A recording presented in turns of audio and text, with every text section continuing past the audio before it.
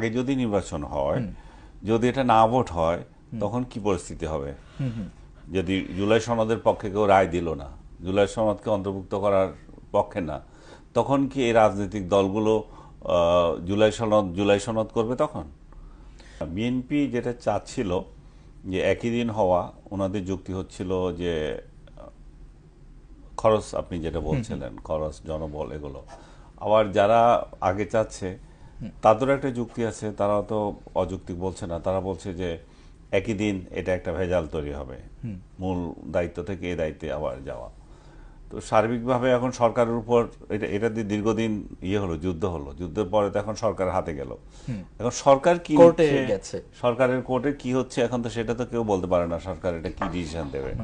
সব বিষয়টা দাঁড়ায়, আমি ওইগুলো নিয়েও আশঙ্কা করছি না। আমি হচ্ছে যে আগে যদি নির্বাচন হয়, যদি এটা না ভোট হয়, তখন কি পরিস্থিতি হবে? যদি জুলাই সনদের পক্ষে কেউ রায় দিল না, জুলাই সনদকে অন্তর্ভুক্ত করার পক্ষে না, তখন কি এই রাজনৈতিক দলগুলো জুলাই সনদ করবে তখন, নাকি জুলাই সনদ রেখেই দিবে, আবার আবার জুলাই সনদের সংবিধানে অন্তর্ভুক্ত না জয়যুক্ত হবার মানে পসিবিলিটি কোন কোন দিক থেকে আছে, মানে কারা কারা এই নার পক্ষে থাকতে পারে বলে আপনি মনে করেন? থাকতে পারে যারা জুলাইকে পছন্দ করে না। আপনি যে বলছেন যে বিগত সরকার যারা এখানে ছিল, তারা তারা বলবে যে আমরা জুলাই মানি না, আবার জুলাই সনদের কি দরকার, সনদকে ছুঁড়ে মারো। তারা আবার এটার বিরুদ্ধে ভোট দিতে পারে। আবার বিএনপিও দিতে পারে, বিএনপি বলতে পারে যে এতদিন ধরে আপনি বলছিলেন যে দীর্ঘ সময় কেন নিল, দীর্ঘ সময় নিয়েছিল, বিএনপি অনেক ইস্যুতে তাদের একমত না, নোট অফ ডিসেন্ট দিচ্ছিল। তো বিএনপি যদি মনে করে যে ওটা জনগণের রায়, এখন এটা কি বিএনপি প্রত্যাখ্যান করছে না জামাত প্রত্যাখ্যান করছে, আপনি কি ভোট দেখবেন নাকি?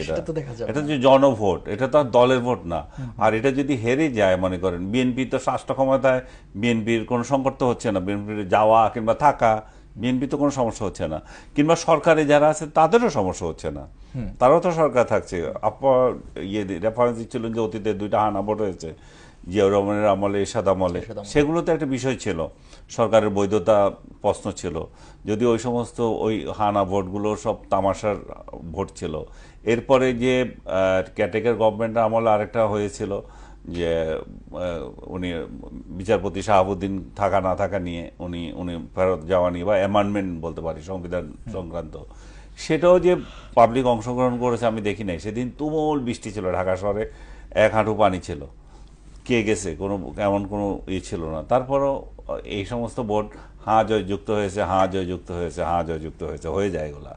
তো এখানেও যদি সরকার যদি মেকানিজম করে যুক্ত করার জন্য, তাহলে এই ধরনের হইতে পারে, কিন্তু না যুক্ত হওয়ার সম্ভাবনা আমি কম দেখি না। এবং সবচেয়ে বড় কথা হচ্ছে, না যুক্ত হলে যে ক্যাওয়াসটা তৈরি হবে, সেটা কিভাবে এই সরকার সামাল দেবে। কারণ না যদি যুক্ত হয়, তখন এই জুলাই সনদ কি সংবিধানে অন্তর্ভুক্ত হবে না? এই জুলাই সনদের ভিত্তিতে 84টা ইস্যুতে আমরা যে ঐক্যমত হয়েছিল, জনগণ তার পক্ষে দিয়েছে রায় না বিপক্ষে দিয়েছে? সবচেয়ে বড় কথা হচ্ছে জনগণ তো এখনো বুঝেই না যে কি নিয়ে গণভোট করবে।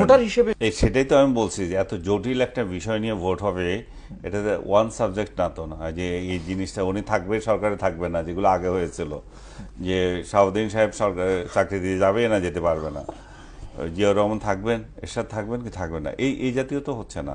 সো এখানে বিষয়টা খুব জটিল আছে, জনগণকে ওনারা কিভাবে এটা এডুকেট করবেন সেটা বিষয় আছে। কারণ বাংলাদেশের জরিপের মতো কিনা, ধরেন ওই যে 84টা বিষয় থাকলো, এটা তো আবার অনেক সময় সাপেক্ষ। আমার মনে হয় না সেরকম কিছু থাকবে। আমার মনে হয় যে এটা থাকবে যে যে সনদের ব্যাপারে আমরা যে ঐক্যমত পোষণ করলাম, সেটাতে আপনি এটার পক্ষে কি বিপক্ষে, এটুকুই। সেটা তো আগে থেকে তাহলে জনগণের জানাতে হবে, আমি যে ভোটটা দেব আমি কোন এখানে আরেকটা সমস্যা আছে, নোট অফ ডিসেন্ট যে যে জায়গাগুলো আছে, ওগুলো কিন্তু পরবর্তীতে আবার যতই আপনি ভোট দেন না কেন, ওগুলো কিন্তু আপনার আলোচনা হবে সংসদে, ওগুলো নিয়ে কিন্তু পরে ডিসিশনটা আবার অন্যরকম হবে। কারণ এই নোট অফ ডিসেন্ট নিয়েই তো আপনার একটা হা ভোট বা না ভোটের জন্য আপনার গণভোট করছেন, তো ওইখানে তো অবজেকশনটা দেওয়াই আছে, তো অবজেকশনের কি হবে? তো অবজেকশনটা কিন্তু তখন আবার সংসদের কাছে চলে যাবে ওই জায়গাটুকু। তাহলে মানে এই জুলাই সনদ যদি গণভোটের মাধ্যমে একটা হ্যাঁ জয়যুক্ত হলো বা না জয়যুক্ত হলো, তাহলে এটা চূড়ান্ত সমাধান হচ্ছে না। কেন হবে না?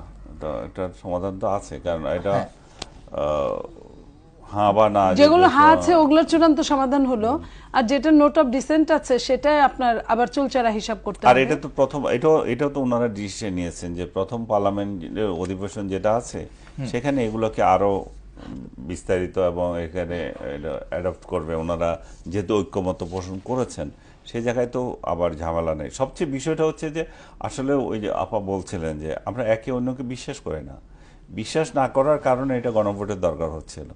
যদি রাজনৈতিক দলগুলো একে অন্যকে বিশ্বাস করত এবং তারা অলমোস্ট এখন যারা আছে তারা তো ঐক্য একই মতাদর্শের রাজনৈতিক দলগুলোই আছে, তারা সেটা নিয়ে পার্লামেন্টে ঠিক করে ফেলতে পারতো যে কোনটা হবে না হবে। কিন্তু কে ঠিক করবে না করবে এই অবিশ্বাস থেকে তারা এটা করে নাই, এবং সবাই ধরে নিয়েছে যে বিএনপি ক্ষমতায় যাবে এবং বিএনপি এগুলো করবে না। কিন্তু বিএনপি যে ক্ষমতায় যাবে তারও তো কোনো মানে এইটা ধরে নিয়ে কার্যক্রম এটি দেখাচ্ছে, কিন্তু জামাত তো বলছে যে ক্ষমতায় তারাই যাচ্ছে, এবং জামাতের দিক থেকে নানা অভিযোগও আছে। যেমন আজকে তাদের সেক্রেটারি জেনারেল গোলাম পরর সাহেব বলেছেন যে লেভেল প্লেইং ফিল্ড নেই। এই বিষয়ে যদি আপনি বলতেন, তারপর আমি আপার কাছে যাব একই প্রশ্ন নিয়ে, যে লেভেল প্লেইং ফিল্ড তো না, এটা লেভেল প্লেইং ফিল্ড কি? এখানে তো 2 দলের 3 দলের নিজেরা ইলেকশন করছে। লেভেল প্লেইং ফিল্ড নাই সেটা তো অন্যরা বলবে যাদেরকে খেলাতেই নিচ্ছে না। কিন্তু আপনি যে 3 দলের কথা বলছেন তার মধ্যে তো জামাত একটা, যারা খেলাতে আছে তারাও যদি বলে যে না ফিল্ড ঠিক নেই তাহলে আর কি হবে? এখন কাউকে খেলাতেই নিচ্ছেন না, খেলাতে না নিয়ে নিজেরা খেলতেছেন, আবার বলছেন লেভেল প্লেইং ফিল্ড ঠিক নাই। এগুলো হচ্ছে যে মানে কিছু তর্ক বিতর্ক না করলে ইলেকশন যে হচ্ছে এটা বুঝবে কি করে? ভাই ইলেকশন তো পাবলিক বুঝে, এই জন্য কিছুটা একটা প্রতিপক্ষ তৈরি করার আগে এই জন্য বিএনপি আওয়ামী লীগ বিএনপি জামাত এক ধরনের প্রতিপক্ষ তৈরি করছে এবং এটা যে নির্বাচন জমজমাট এটা বুঝাতে যাচ্ছে, কিন্তু জাতির মধ্যে এই কোনো আশা আকাঙ্ক্ষা উদ্দীপনা এগুলো কিছু দেখছে না। আপনি বলতে পারেন যে এটা কি বিএনপি আওয়ামী লীগ নির্বাচনে আসছে না এই জন্য? না, আওয়ামী লীগ তো তাদের কারণেই তারা বাদ পড়ে গেছে। এখন আওয়ামী লীগ যে আসছে না এই ধরনের কিছুটা হতাশা কিছু লোক আছে, তাদের তো 2-4টা ভোটার আছে, তো 2-4টা না অনেকেই আছে, আমরা যদি অস্বীকার করতে পারি না। কিন্তু যদিও তাদের একটা রিজিম চেঞ্জের মধ্যে তারা যে